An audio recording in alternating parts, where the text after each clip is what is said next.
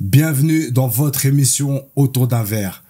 Comme vous le savez, chaque personne a son histoire et aujourd'hui, on reçoit un très grand monsieur, Claude Issiard, qui vient nous la raconter. Générique.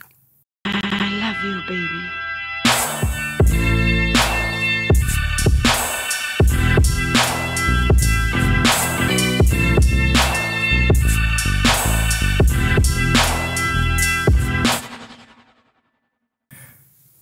Claudie, bonjour d'abord. Bonjour Eric. Très content de te recevoir ici. Merci d'être accueilli ici chez toi. De rien, c'est un grand plaisir parce que t'es quelqu'un qui a fait énormément de choses. On va en parler gentiment, tranquillement. On va commencer par le début. Ouais. Tu es né à Paris, dans le 11e arrondissement, si je me trompe pas. C'est ça. T'étais entouré de frères et sœurs. Comment se passait la vie de famille là-bas? Pour raconter ma petite enfance, il faut que je parle de ma mère, il faut que je parle de cette famille, de ces familles antillaises, dont le poids de l'histoire explique aussi le quotidien. Et si je parle de mon enfance, j'ai envie de dire qu'avant que mes parents ne se séparent, j'avais le sentiment que tout était beau, j'étais un enfant plutôt heureux, et malgré tout ce qui a jalonné en termes de violence, tout ce qui a jalonné mon enfance, je crois que j'ai eu beaucoup de chance, parce que j'ai eu une maman qui s'est sacrifiée pour ses enfants. Ma mère a été veuve très tôt, elle s'est mariée parce qu'elle devait échapper à une tyrannie familiale, à une violence familiale, puisque elle a eu une enfance volée, une enfance violée, puisqu'elle était abusée par son père, et sa propre mère, ma grand-mère, donc, estimait qu'une enfant de 10 ans était responsable parce qu'elle aguichait probablement son père. Ce qui est terrible. Et lorsque vous subissez ça, votre vie peut être totalement détruite. Votre futur peut ne pas exister. Ou en tout cas être un futur avec des violences à tout moment et à l'incapacité d'aimer. C'est ça, d'aimer et de donner de l'amour. Ma mère s'est mariée, elle a eu 4 enfants, elle a décidé de partir à Paris parce que ma mère rêvait de connaître le monde, de se cultiver, de donner à ses enfants une chance extraordinaire d'avoir une vie meilleure que la sienne. Elle est partie à Paris, enceinte, de 2 enfants, 2 autres, des jumeaux, Charles et Chantal qui, ma sœur, est décédée l'année dernière. Et donc elle arrive enceinte et elle écrit à son mari tout le temps. Son mari lui répond et un jour il ne répond plus et elle écrit aux membres de sa famille, mais dites-moi pourquoi est-ce qu'il ne me répond pas? Moi je suis à l'école d'infirmière à Paris, à l'école à Thonon, l'hôpital Thonon, et je veux avoir des nouvelles de cet homme avec qui je me suis marié à l'âge de 17 ans, premier enfant à 18 ans, et elle n'a pas de réponse. Et lorsqu'elle accouche, on lui dit que son mari, Hubert Ursule, a été renversé par une voiture et qu'il est mort. Elle se retrouve à Paris avec 2 enfants et 4 autres qui l'attendent en Guadeloupe. Et là, faut s'organiser et elle s'organise, elle se prépare. Et en étant infirmière, jeune infirmière, elle rencontre mon père qui se fait soigner pour une tuberculose à l'hôpital Thonon. Et elle a un coup de foudre pour cet homme. Et de cet amour passionnel naîtront 2 enfants, mon frère Eric, qui est plus jeune que moi, et donc moi en 64. D'accord. Mais cette histoire d'amour va devenir une histoire extrêmement tragique. Avec mon père, qui a été un homme violent. J'ai des souvenirs, je devais avoir 4 ou 5 ans, mes parents sont séparés, j'allais avoir 6 ans. Et j'ai des souvenirs très précis, dont un, je suis dans la cuisine avec ma mère, on habitait Bondy à ce moment-là, dans un immeuble détruit aujourd'hui. Désolé, je vais faire beaucoup de digressions de temps en temps, mais je suis désolé. Et maman est en train elle regarde par la fenêtre, elle a cette robe bleue très proche du corps, comme dans ces années 60-70, et bleu ciel, et elle pleure, elle regarde au dehors, et je lui dis, maman, pourquoi est-ce que tu pleures? Papa t'a encore frappé. Et ça, c'est Et d'avoir ce genre de souvenir-là, c'est terrible parce que ça a marqué mon histoire. Ça marque, oui, bien sûr, bien sûr. Et un matin, c'était la rentrée, et notre mère nous dit dans la cuisine, dans la salle de bain, attention, j'ai fait bouillir de l'eau chaude, attention, vous passez à côté, vous ne vous approchez pas du petit réchaud. Et quelques minutes après, on entend notre père hurler, et notre mère avait décidé de les bouillanter, et je me souviens, elle disait, tu ne me frapperas plus. Et elle a appelé la police. La police est venue, la voisine était en train de témoigner, mais cette femme est malheureuse. Et à ce moment-là, je raconte cette histoire, mais mes grands frères vivent déjà, mes grands frères et sœurs sont à la maison. Ma mère a fait rentrer tout le monde est là. Okay. Tout le monde est là, tout le monde est là. Et je sais pas, c'était un moment terrible pour moi, mais je suis trop jeune, donc je ressens pas de douleur. J'ai le sentiment que c'est normal ce qui vient de se passer. T'as quel âge, rappelle-nous? J'ai 5, mes parents sont séparés, j'allais avoir 6 ans, donc je sais c'est la rentrée, et je vais avoir 6 ans en novembre, mais j'ai 5 ans à ce moment-là. Okay. Et j'ai ce souvenir-là. Plus tard, mes grands frères me diront, ton père était dur avec nous. Dans le réfrigérateur, il y avait votre nourriture à vous tous les deux, et d'un côté, il y avait notre nourriture à nous. Je raconte tout ça parce que mes frères me l'ont raconté beaucoup plus tard. Et il n'y a jamais eu de différence entre nous, entre les Ursule et les Siard. Jamais eu de différence, évidemment. Et moi, j'avais une admiration, et j'ai toujours une admiration pour mes grands frères, décédés ou toujours vivants, et grands frères et sœurs. Hein. Mais voilà, et cette histoire-là, c'est le début de choses bien plus difficiles encore dans mon histoire. Je pourrais continuer. Mais il était violent avec vous ou avec les autres enfants? Non, pas du tout. Non, il était dur avec mes grands frères et sœurs. Ouais. Mais il était pas violent. Il était violent avec notre mère, mais avec nous, mais jamais. C'est-à-dire que notre père, il nous aimait, ça se voyait, ça se sentait, on était, et jusqu'au bout d'ailleurs. Hein, il est décédé en 2008 d'Alzheimer. Et avec mon frère, on s'est occupé de lui jusqu'au bout. Mais non, avec nous, il l'était pas. Mais il y a eu aussi, donc lorsque mes parents se sont séparés, je me souviens d'un épisode où il avait droit de visite un week-end sur 2, la moitié des vacances, enfin le truc classique. Et on est dans le hall du bâtiment, et tout d'un coup, il saisit notre mère par le cou et il lui dit, et il nous dit, qu'est-ce que je fais? J'étrangle votre mère ou je... Et on dit, mais non, laisse maman. Donc, il a eu des attitudes comme ça où je pense qu'il n'a pas réfléchi à ce qu'il a fait. Je sais par sa femme, celle qui a remplacé ma mère dans sa vie plus tard, qu'il a aimé notre mère passionnément. Et que il était pour moi le fruit d'une histoire, même si je n'excuse pas tout, le fruit d'une histoire, le fruit d'un peuple, le fruit d'un peuple au sein duquel les hommes n'ont jamais été du temps de l'esclavage et de l'esclavage colonial, n'ont jamais été de vrais pères, de vrais maris, mais des géniteurs. Ah d'accord, oui. C'est pas pareil. Et mais lorsque je dis ça, ce n'est pas pour le dédouaner, c'est juste pour expliquer, parce que cette histoire que je raconte là, c'est l'histoire en réalité de bien des familles aux Antilles. Avec une femme qui est obligée d'élever les enfants. Tous ses enfants. D'accord. J'ai presque envie de dire que c'est une histoire classique, mais lorsque je la raconte moi, je raconte une histoire personnelle. Et puis on a été kidnappés, mon frère et moi, puisque notre père voulait nous garder pour lui. Et on avait nos photos dans les journaux, mon frère et moi, recherchés par la police. Une première fois, on a été retrouvés dans des bidonvilles de Pantin, à l'époque, derrière l'église de Pantin. Il y avait des sortes de, même pas des algécos, des trucs, et on était cachés là.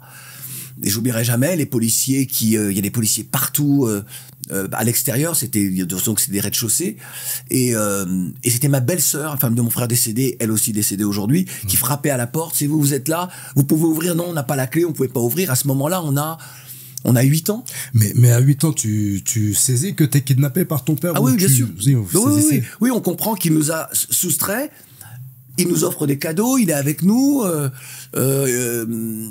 Oui, bien sûr, on est conscient de ça, mais on est trop jeune. On aime notre mère et on aime notre père. D'accord. Nous, à ce moment-là, on n'est pas en rébellion contre notre père au regard de ce qu'il fait à notre mère.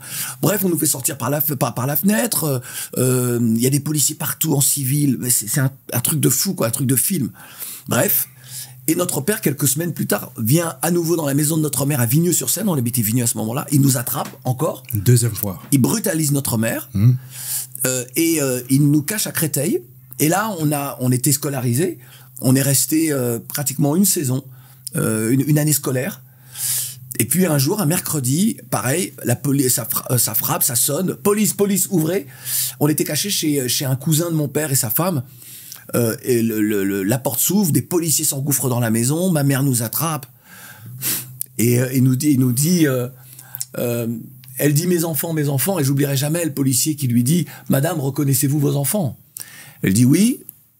On nous emmène là encore, mon père vient quelques heures après nous rattraper, il nous ramène à l'endroit à Créteil et là je dis à mon frère, j'ai ouais, j'ai 8 ans et demi, quelque chose comme ça. Je lui dis, on va partir, on va s'enfuir. Notre père, il nous laisse là et il va dormir ailleurs. Et j'oublierai jamais, au moment, avant de partir, on lui dit, pourquoi est-ce que tu ne retournes pas avec maman? Nous sommes des enfants, hein, oui, on comprend pas. Bien sûr. Et il nous dit, mais je vous expliquerai plus tard. Et on décide, nous, il est 5 heures du matin, on est en pyjama et on ouvre la porte tout doucement, pour ne réveiller personne dans la maison. On descend et on va sur une grande route et on fait du stop. Il est 5 heures du matin, c'est un moment où c'est le printemps, l'été, donc le soleil se lève tôt. Et il y a un monsieur qui s'arrête, il dit mais qu'est-ce que vous faites là les enfants? On est en pyjama. Hein. En pyjama sur le bord de la route en train de faire du stop. Et le monsieur s'arrête, on lui dit on a été kidnappés par notre père quoi. Et on veut retrouver notre mère. Il nous amène au commissariat de Villeneuve-Saint-Georges. Chaque fois que je passe devant ce commissariat, je pense à ça. Alors que j'ai 59 ans aujourd'hui et j'avais 8 ans et demi, 9 ans à l'époque.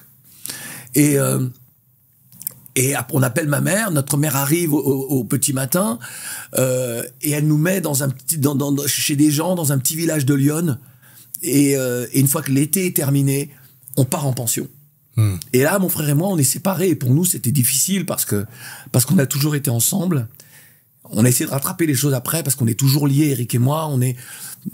Et on est séparés parce qu'on a vécu des choses très dures. Donc on avait toujours besoin d'être ensemble. Et après, on se retrouve Après, on va parler d'autre chose. Mais on se retrouve en pension, mais on est séparés. Lui, il est dans une famille d'accueil. Moi, je suis dans une autre famille d'accueil. On a beaucoup de chance. On est dans 2 familles d'accueil extrêmement... Là, ça se passe bien. Ouais, ça se passe vraiment bien. Moi, j'étais dans une famille d'agriculteurs et de viticulteurs. J'ai appris le monde de la terre. J'ai appris à respecter la planète. J'ai appris à comprendre ce qu'étaient les saisons. On faisait les vendanges, les abricots, les fraises, cela. On m'apprend la valeur du travail également, ce que ça apporte. Il n'y avait pas une possibilité que vous restiez ensemble, les 2 frères? Non, malheureusement, parce que la famille d'accueil avait déjà une jeune fille qui était là également, plus ses enfants. Donc c'était difficile.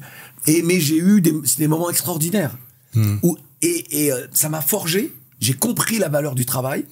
On parle beaucoup des agriculteurs en ce moment. Oui. Et moi, je connais les difficultés des agriculteurs. Et cette famille-là, leur fils, un de leurs fils, Domi, est comme mon frère. Ah, toujours aujourd'hui. Oui, il est blond aux yeux bleus, mais on est tous les deux, on se considère comme frères. On a passé plus de 5 ans ensemble et à des âges importants. Moi, je suis revenu, j'avais presque 16 ans. Donc, mais notre mère venait nous voir, on venait au moment des vacances, on rentrait à Paris et tout ça. Donc, on n'a jamais coupé le lien avec notre famille. Mais ma mère a fait ça pour nous protéger. Et lorsqu'on est revenu de pension, elle nous a dit, maintenant, votre père ne peut plus vous kidnapper. Donc, voilà son adresse, son numéro de téléphone, si vous voulez le revoir. Tu imagines cette femme qui a subi ce qu'elle a subi par cet homme. Et je pense que ma mère aussi, de toute façon, a éperdument aimé mon père. Et elle n'a, lorsqu'on revient de pension, elle dit, voilà, je vous donne l'adresse et le numéro de téléphone de votre père. Elle a la lucidité de ne pas couper le lien entre vous et votre père. Mais elle sait qu'il ne commettra plus ce qu'il a commis auparavant parce qu'on est grand. Ça a grandi, bien sûr. Ah, c'est fort, merci. Ouais, et encore une fois, c'est pour ça que dans tous les combats qui furent les miens, qui sont les miens toujours, j'ai l'expérience du sud de la France, de ce petit village de Pierre-Longue entre Vaison-la-Romaine et Buis-les-Baronnies, c'est un moment important dans mon histoire. Elle me permet de ne pas être enfermé sur ma communauté, et d'avoir une vision de l'humanité beaucoup plus large. Je me souviens, le maire du village, à l'époque, il y avait un endroit où tout le monde venait jeter ses ordures. Et on n'était pas très écologique. C'était une époque, on est dans les années 70, hein, on est dans les années 70, donc c'est pour ça pas très écologique. Et il faut enlever les ordures, il faut les brûler, il faut les enlever. Et le maire, dont j'apprendrai plus tard qu'il a été dans la coloniale, le maire dit à Simone et Henri, oui, ben, on pourrait demander aux petits, là, d'aller... je suis un enfant, hein, à ce moment-là, je pense que je devais avoir 10-11 ans, d'aller sortir des ordures, mais un amoncellement d'ordures, un truc énorme. Et Simone répond, elle lui dit, ici, chacun cire ses chaussures. C'est pas un esclave. Et c'est pour dire la chance que j'ai eue. De tomber sur la bonne famille. Mais exactement. Ouais. Exactement. Et ça va m'aider aussi à comprendre, à voir le monde, à comprendre le monde autrement. Suite, oui. Et à me dire que, les gens ne sont pas ce qu'ils sont par leur apparence. Parce qu'effectivement, des fois, les familles d'accueil, il y a beaucoup de difficultés fois dans les familles d'accueil. Toi, tu as eu la chance de tomber sur une bonne famille d'accueil. Et je pense Eric aussi, mon frère s'appelle Eric. Bah, voilà. Et lui aussi, il est tombé sur une bonne famille d'accueil. Il est encore en contact aussi avec sa famille d'accueil. Oui, alors ils sont décédés, les deux sont décédés. Et eux n'avaient pas d'enfants en revanche. Donc ils avaient beaucoup de... Moi, je suis... Alors Henri, lui, est parti il y a 2 ans maintenant.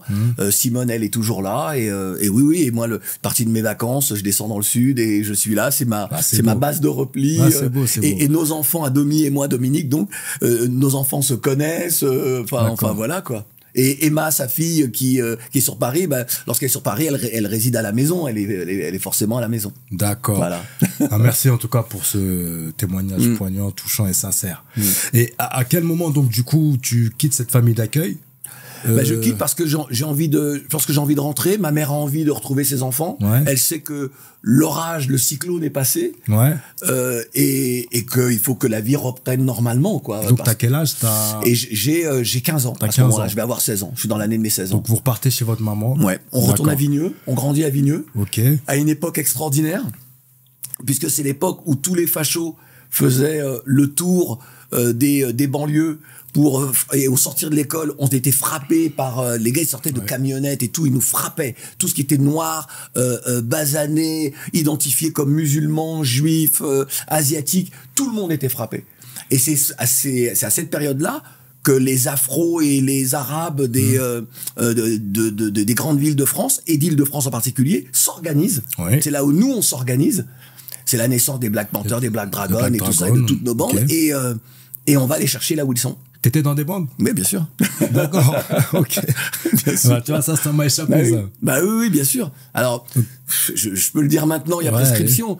Alors moi, ma petite arme favorite, c'était le nerf de bœuf. mais oui, parce que nous, il fallait qu'on se défende. Obligé, oui. Et tous les fachos, même dans notre ville à Vigneux, les fachos n'osaient même plus parler. Parce que on devenait de plus en plus nombreux. Et que désormais nous on n'a jamais tendu l'autre joue, mais on n'était pas en âge de se défendre et on savait pas comment. Et puis on s'est dit maintenant ça suffit quoi. Maintenant ça suffit et on y va. Et on y est allé. Et certains, je pense à un de mes copains, je peux dire son nom, Elvis, qui a fait partie, j'étais Black Panther justement. Il était dans notre à Paul Éluard à Vigneux-sur-Seine, c'était le plus fort de l'école. D'accord. Et congolais. Ouais. Et on est toujours en contact. On s'est parlé il y a quelques jours de Simon Kibangou.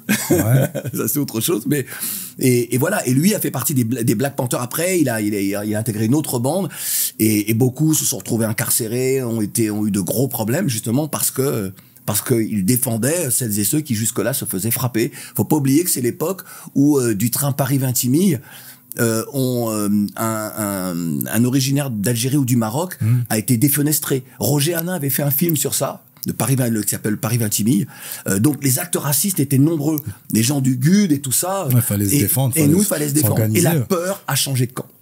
Ça a été radical. Et ils ont été éradiqués. Ouais. Mais sauf qu'on vit un moment aujourd'hui où ces gens-là se réorganisent et tentent de faire ce qui se faisait jusqu'au début des années 80.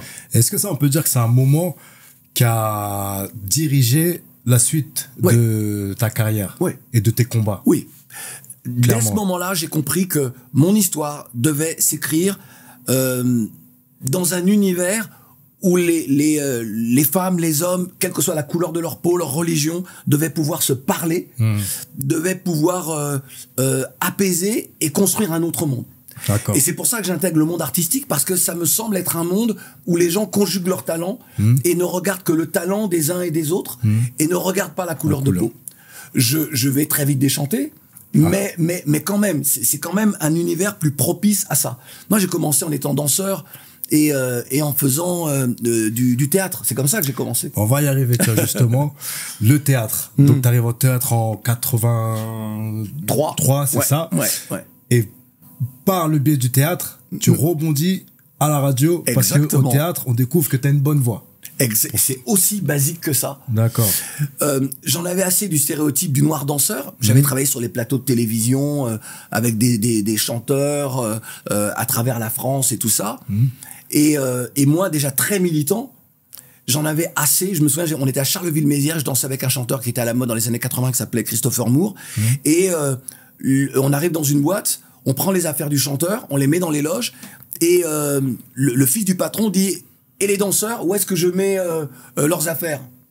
Et moi, je regarde le gars, je lui dis: mets-les à la cave. Et là, je me dis, j'en ai marre de ce racisme-là, je n'en peux plus, c'est mon dernier spectacle en tant que danseur chorégraphe. J'arrête. Et donc, j'arrête, et je me retrouve chez moi, je me dis: qu'est-ce que je vais faire? Et quelques mois après, un de mes cousins qui dansait avec moi me dit: hey, il y a une audition au Théâtre Noir pour une pièce de théâtre d'adaptation de Carmen la Matador, de Marilyn Ampini. Il me dit: tu devrais essayer de... Je dis: ouais, t'as raison, j'y vais. Je passe l'audition, je réussis l'audition, et je joue au théâtre, et des amis viennent me voir. On est au début des radios libres en France. D'accord. Et un ami est décédé aujourd'hui, Jean-Pierre Mondoulet, vient me voir et me dit: mais t'as une voix, tu as pas envie de venir faire de la radio dans notre radio privée? Lui était blanc, mais très proche des cultures antillaises et tout ça.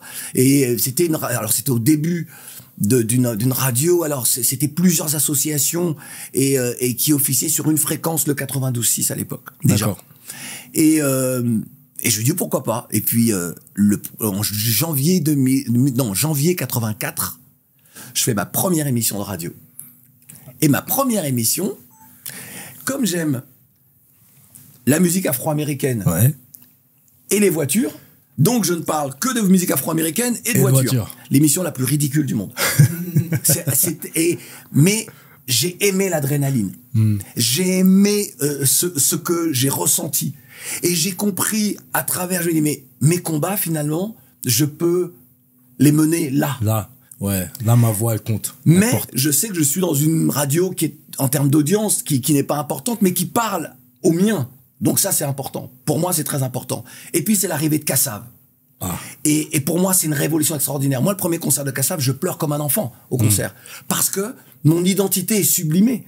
Parce que nous sommes là et nous sublimons ce que nous sommes en termes d'identité. Et cette identité-là, elle s'exprime à travers une afro-caribéanité. Je dis bien afro-caribéanité. Lorsque Patrick Saint-Éloi chante en Bachenla, lorsqu'il dit qu'on a déporté nos ancêtres d'Afrique, mais aujourd'hui avec le zouk, on est là pour inonder le monde entier.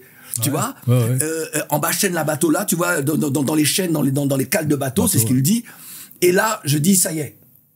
C'est pour ça que j'ai un lien avec Kassav, moi, qui est à vie, quoi. Tu vois, ça devient les ambassadeurs de la culture antillaise. Hein, oui, et puis ils expriment musicalement, ils expriment ce que je comprends. Tu vois, en termes de sensibilité musicale, les textes, que ce soit des chansons d'amour ou pas. Je comprends tout, tu vois, et ça me correspond. Lorsque Jocelyne Berroir chante un petit peu plus tard, fin les années 80, lorsqu'elle chante Mauvais Joug, elle parle de cette femme, elle dit: sorti di Corbanwoy, ma machin en limpinaise, aïe, il tombait des photos nom là, en panne nouvelle, depuis des semaines. Sorti di Corbanwoy, ma machin en limpinaise, aïe, qui tombait des photos nom là.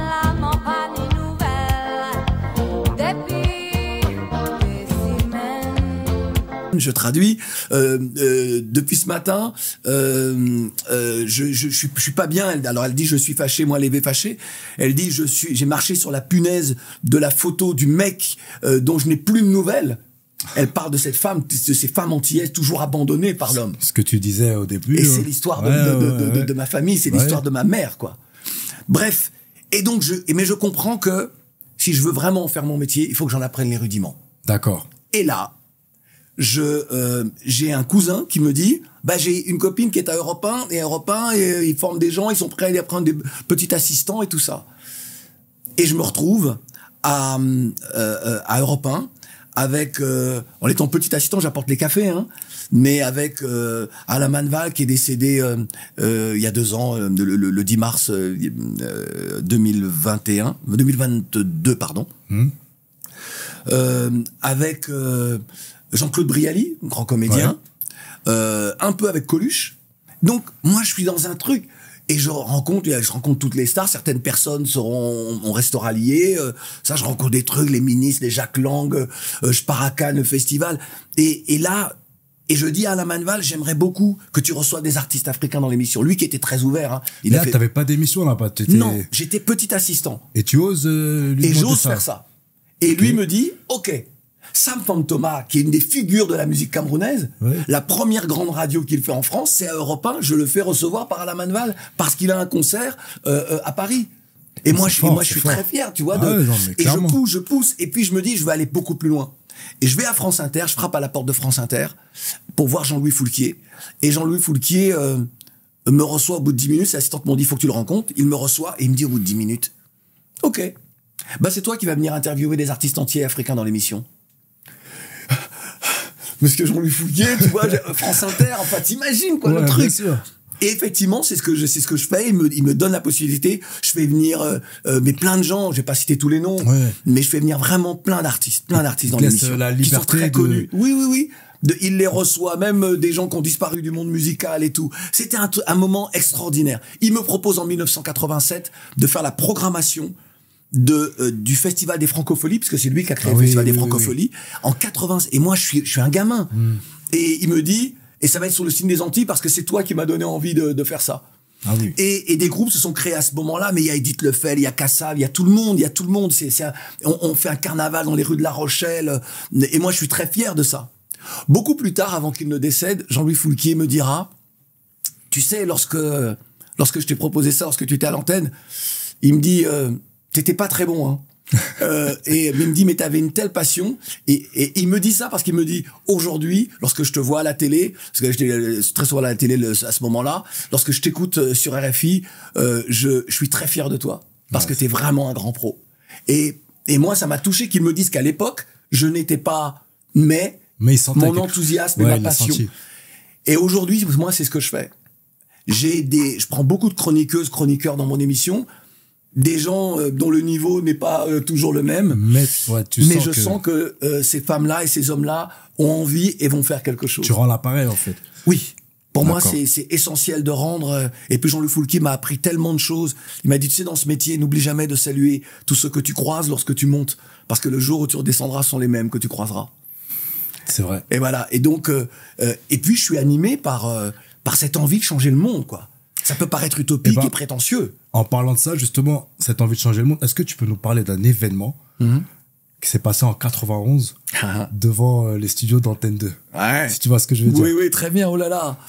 Tu sais, c'est incroyable parce que lorsque parfois je regarde mon histoire, je me dis, mais j'ai fait ça, mais j'étais fou, quoi. C'était la première fois, donc, en août 91, Antenne 2, France 2 aujourd'hui, diffuse un programme dans le cadre d'un best-of d'une émission des cultes des années 60 qui s'appelle Dim Dam Dom. D'accord. Moi, lorsque j'étais gamin, j'adorais regarder la télé. Je suis un passionné de télévision. Et donc, je connaissais cette émission-là. Et je voulais voir ce ce best-of-là. Et dans ce best-of, il y a Charles Trenet. Et il y a un moment où Charles Trenet dit, les Noirs, ils sont gentils, les Noirs. Je les aime bien.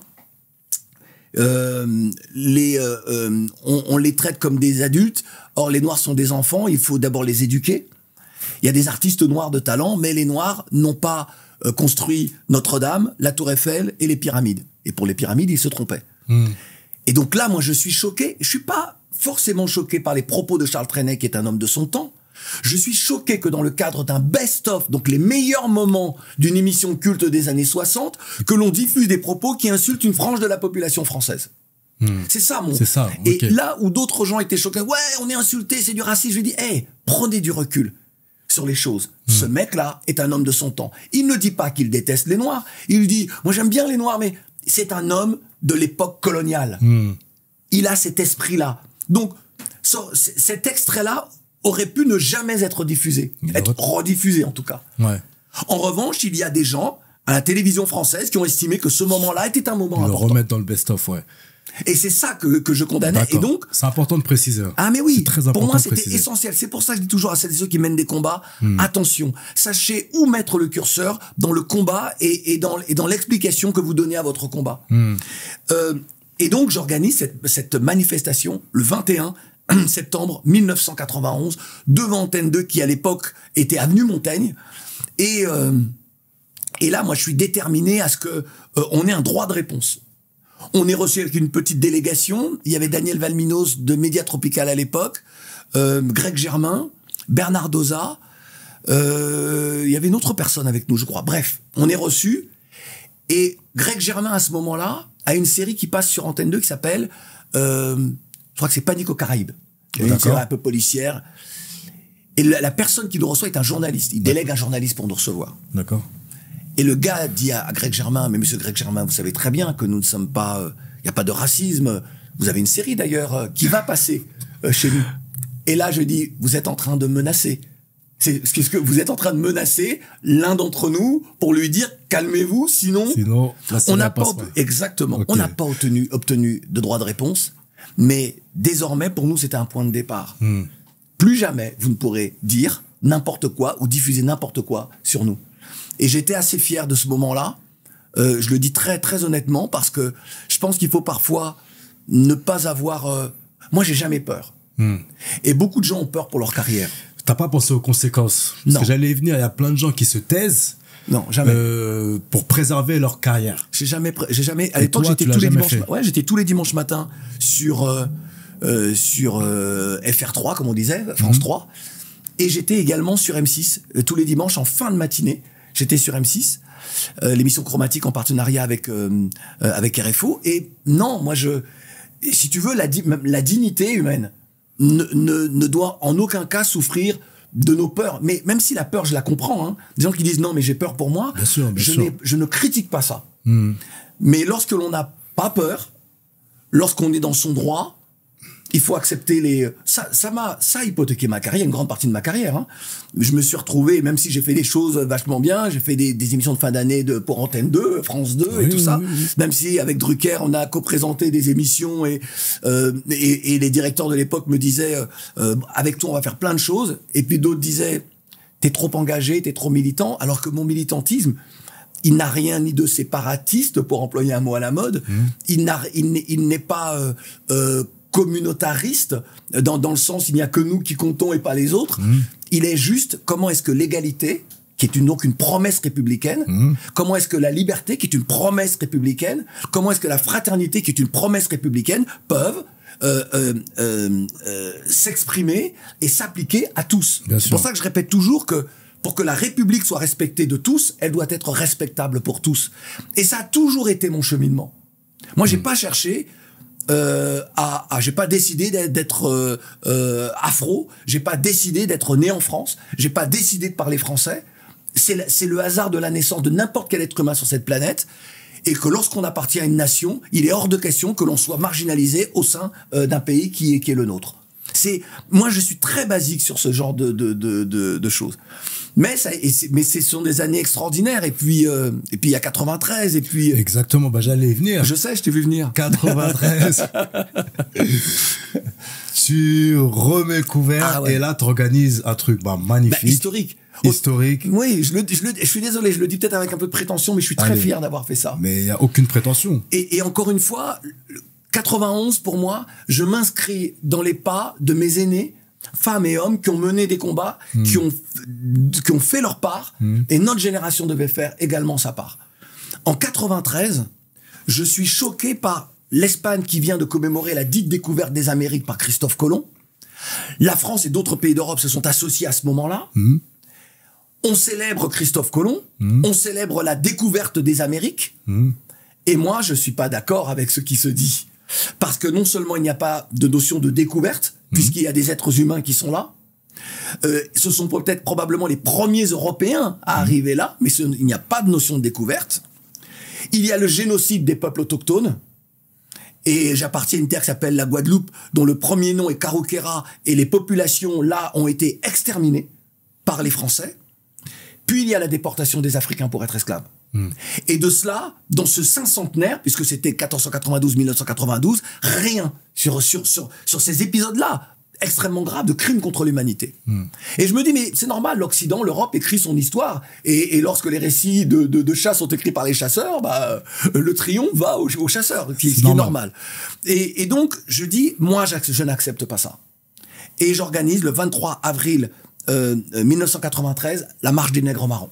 Combien de la personnes? Première. Alors, il faut juste que je précise, c'était la première manifestation pour commémorer l'abolition de l'esclavage de l'histoire de ce pays. De l'histoire de la France. Ça ne s'était jamais fait auparavant. T'es le premier. Ouais. Et à ce moment-là, j'ai des gens de ma communauté, des Antillais et des gens d'Afrique également, qui m'attaquent en me disant oui, mais c'est pas ce qu'il faut faire. Il faut réfléchir sur la question de l'esclavage. J'ai dit mais il y a plein d'intellectuels dans notre communauté. Vous faites plein de colloques entre vous. Vous êtes une dizaine, une vingtaine ou une trentaine. Mais pas d'actes. Mais le peuple, mais surtout le peuple ne connaît pas son histoire.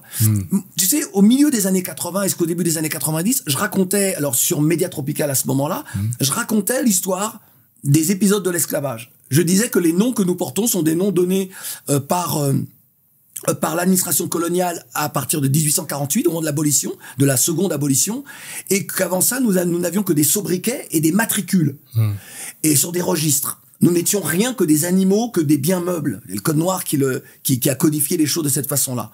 Et donc je dis, et je racontais, et des Antillais m'appelaient pour me dire que je racontais n'importe quoi.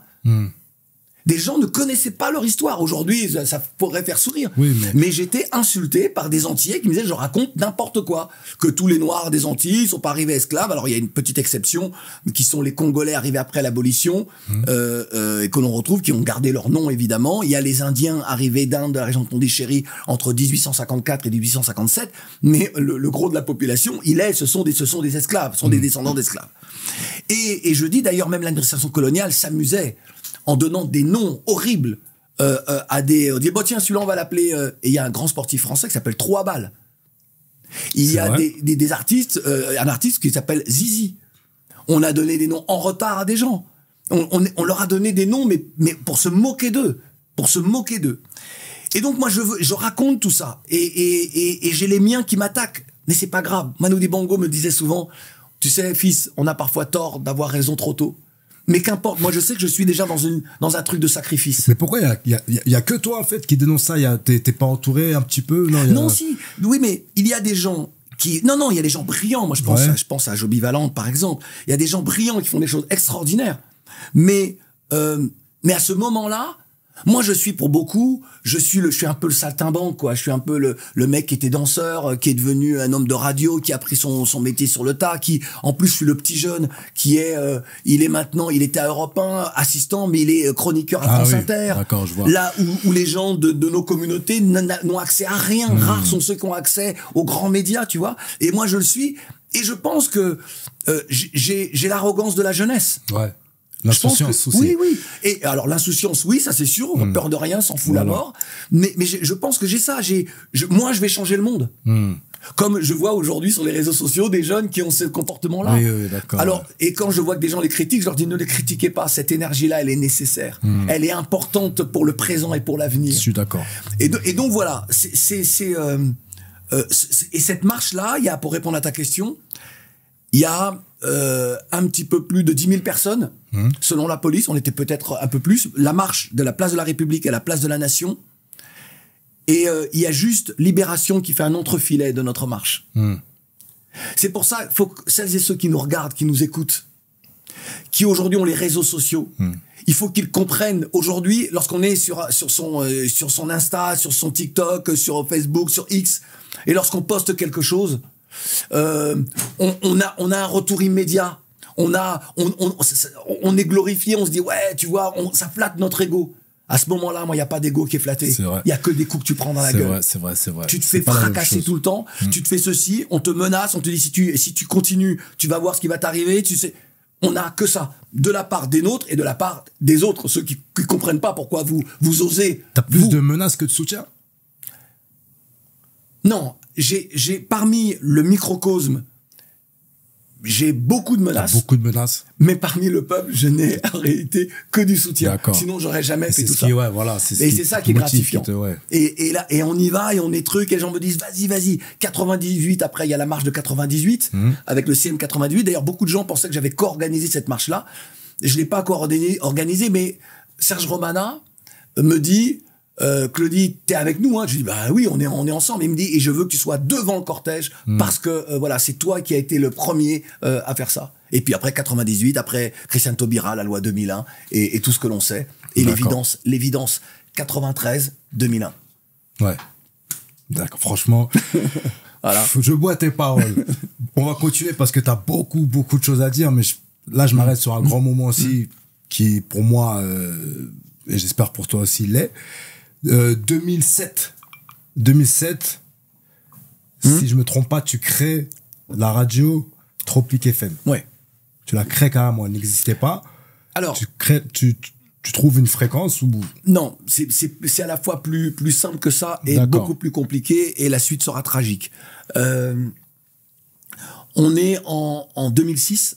D'accord. Il va y avoir le renouvellement des fréquences début 2007, en mai 2007.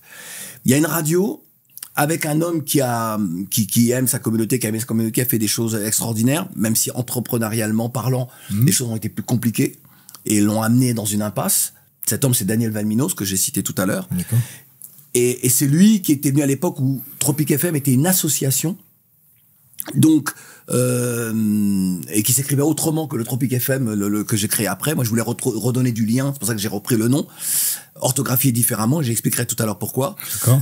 Après lui, donc la fréquence de Tropic FM associatif s'arrête, il crée Média Tropical, puis Média Tropical est en grande difficulté, donc va s'arrêter. À un moment, on se parle, il me dit, écoute, j'aimerais bien qu'on soit ensemble et que tu m'aides à relever Média Tropical. Je lui dis oui, sauf qu'on ne se met pas d'accord sur. Je lui dis, moi, si je relève et si j'amène des capitaux, si je permets que des capitaux puissent, je veux diriger, parce que pour qu'on ne commette plus les mêmes erreurs. Et on se met pas d'accord sur ça. Donc je dis, tu sais, t'es dans une telle difficulté, il y a tellement que la fréquence, tu vas la perdre. Et il y a eu 11 dossiers pour cette fréquence-là. Je commence à travailler le dossier avec mon ancien réalisateur de RFI, Patrick Lemur, et je cherche un partenaire financier dans cette histoire. Je fais le plus mauvais choix. Ah, lequel? Je fais un très mauvais choix. Je fais un très mauvais choix qui explique la suite. J'aurais dû le faire avec d'autres gens. Mon frère m'avait dit de ne pas le faire avec cette personne-là. Ma compagne m'avait dit de ne pas le faire avec et d'autres gens m'ont dit, mais tu peux pas, c'est pas un mec bien. Et je lui dis non, avec moi. Puis lui, il avait été, bref, il avait des boîtes de nuit, il y avait un braquage, on lui avait tiré dessus, il se retrouvait en fauteuil roulant. Et moi, j'avais une amitié, une fraternité pour lui, et je voulais lui redonner parce que je sais qu'il aimait l'univers de la radio, lui donner envie d'eux. Bref, je vais être rapide sur cette histoire-là. Et moi, je fais un truc pour que mon projet soit plus pertinent que les autres. Alors j'écris, des idées, tout ça, mais enfin, tout le monde peut écrire un beau programme de radio, hein. Et je sais que RFO s'était retrouvé un peu orpheline de ne pas avoir obtenu en 2002 une fréquence sur Paris. D'accord. Et je vais les voir, Luc L'Aventure à l'époque, Pépé à son âme, et je dis à Luc, voilà, moi j'ai un projet, je te propose d'être avec moi dans mon dossier. Tu me fournis 5 éditions d'information par jour, et on est ensemble, on fait une convention ensemble, et je dépose auprès du CSA. Lorsque le CSA voit mon projet avec un partenariat privé-public, il me dit, mais comment avez-vous fait? Ouais. Donc je fais un truc, et même les syndicats à l'époque, au sein d'RFO, certains syndicats étaient pas d'accord, il a fallu que je vienne, que je leur explique la vision qui était la mienne, et donc ils ont accepté, et donc ce projet-là, il est extraordinaire. Il y a eu 11 dossiers. Donc, et des gens très importants qui ont posé les dossiers. Le CSA, avant d'attribuer la fréquence, me convoque et me dit, monsieur, vous avez quelqu'un dans votre tour de table sur qui nous avons enquêté, qui n'est pas quelqu'un de confiance. Nous vous conseillons de vous en séparer. Cette personne, c'est Stéphane Mouangué, donc. Et je dis, je me porte garant pour lui. Mais pourquoi? Je sors du CSA parce que je suis un mec loyal. Je sors du CSA je dis je l'appelle et je lui dis voilà, il me dit mais pourquoi les gens pensent ça de moi, pourquoi? Je lui dis c'est ton histoire, ton passé.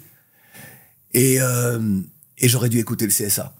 Parce qu'effectivement, il y a une trahison énorme. Mais j'ai fait, moi, des erreurs entrepreneuriales dans cette histoire-là.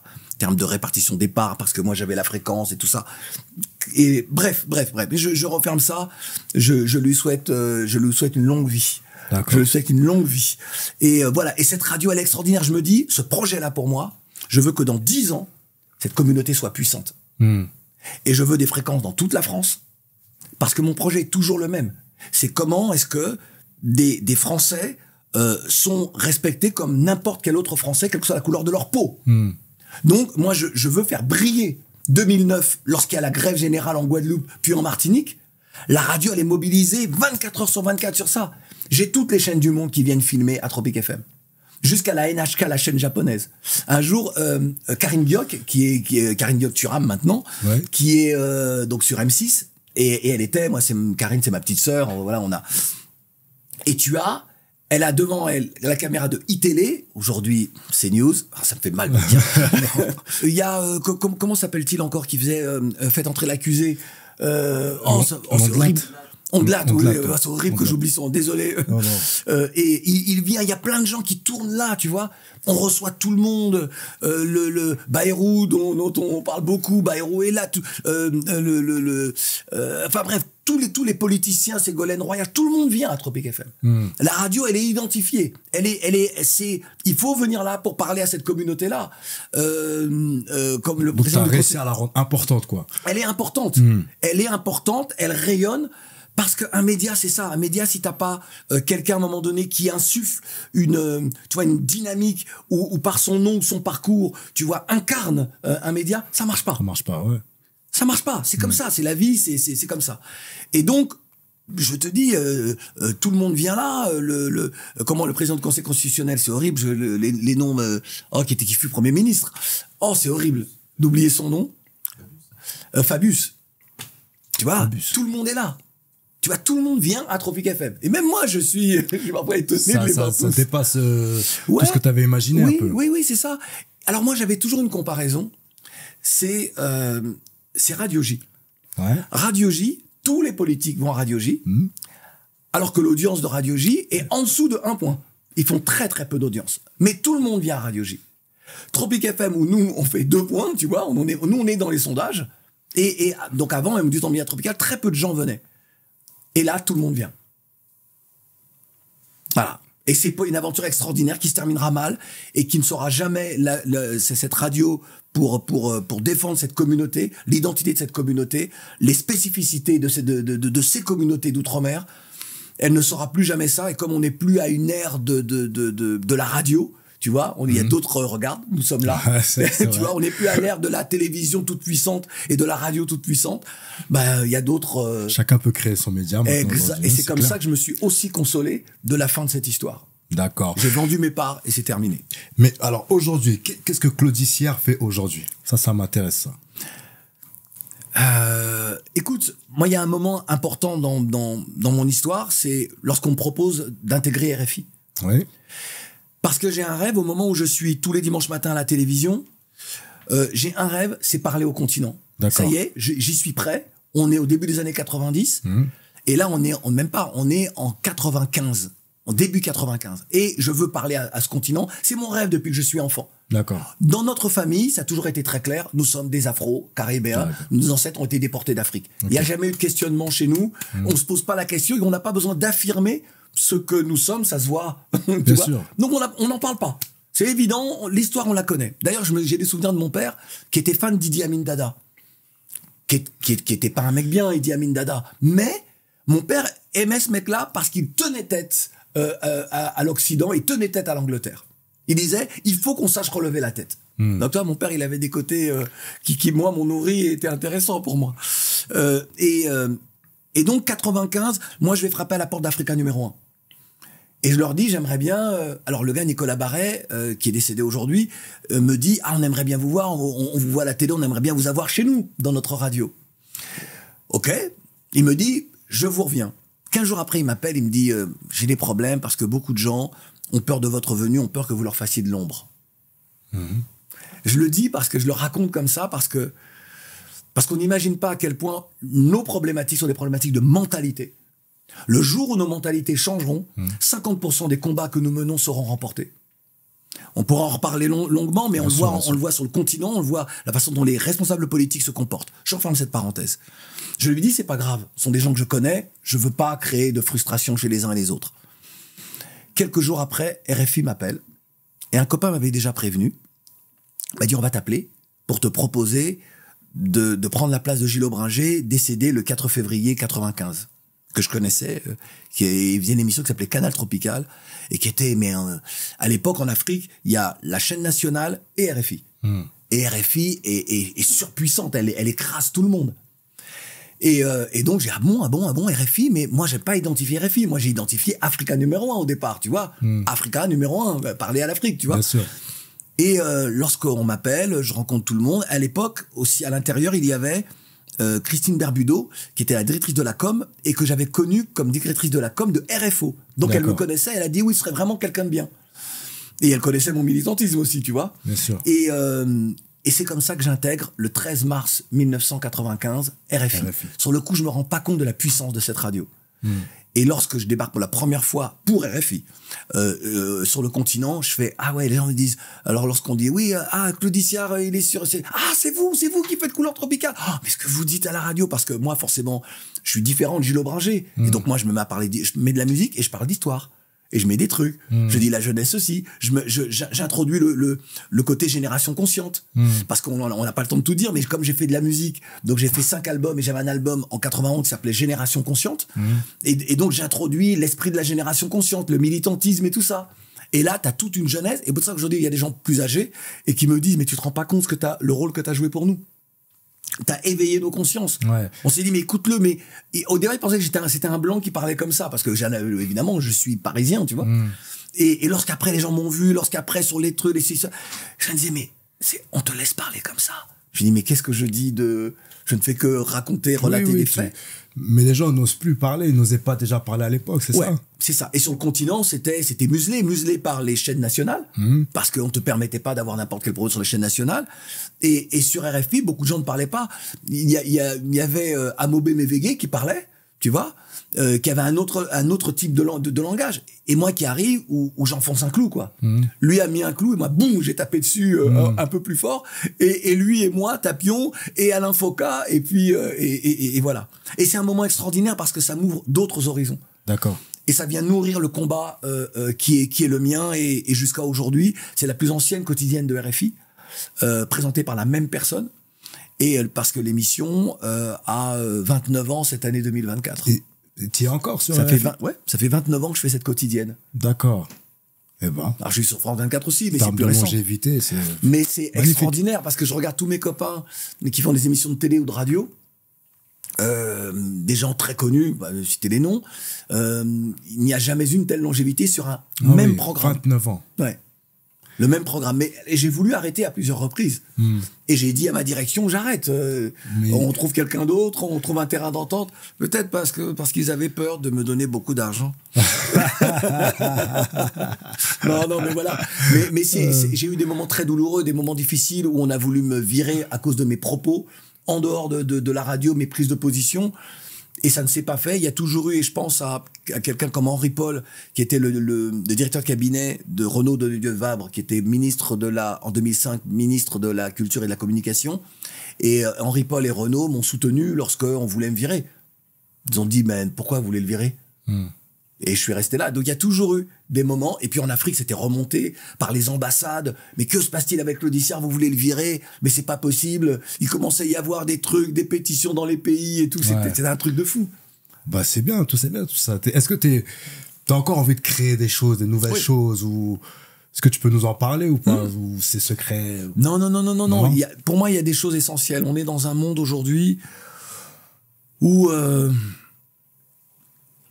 j'espère que les uns et les autres, les unes et les autres, comprennent que l'Occident, dans sa civilisation, dans ce qu'elle a prôné pour asseoir son hégémonie, ruse avec tout ça, triche, ment, et en fonction de ses intérêts, et avec de l'indignation à géométrie variable, de l'indignation communautaire, de l'indignation... Bref. Et aujourd'hui, on est dans une situation où on doit définitivement s'émanciper. S'émanciper, ça ne veut pas dire se couper du reste du monde. Ça veut dire que les instances dites internationales, elles ne sont internationales que par le chasseur qui a décidé de les appeler comme ça. D'accord. Et qu'il est temps aujourd'hui de se dire, mais le Togo peut créer, le Cameroun, ces pays-là peuvent créer des instances internationales. Bien sûr, avec d'autres pays. Bien sûr. Mais ça, c'est des questions d'imaginaire. Est-ce qu'on se sent toujours, de façon inconsciente, inférieur à l'autre? On se dit que c'est l'autre qui décide et nous qui nous rallions? Ou est-ce qu'on est capable de créer un autre monde? Bref.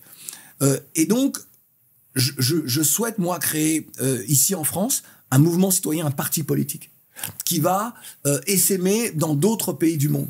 Je souhaite que et on est en train de le faire, ça fait 1 an et demi que je travaille sur ça, en rencontrant des gens les uns et les autres, en parlant avec des gens d'horizons très différents, socialement très différents. Et je souhaite aussi que les pays d'Afrique comprennent qu'il faut sortir des instances dites internationales, créer ses propres instances, mais avoir des liens avec le reste du monde. Et puis là, je suis sur c'est même plus un projet, mais il y a un groupe qui s'appelle New World TV.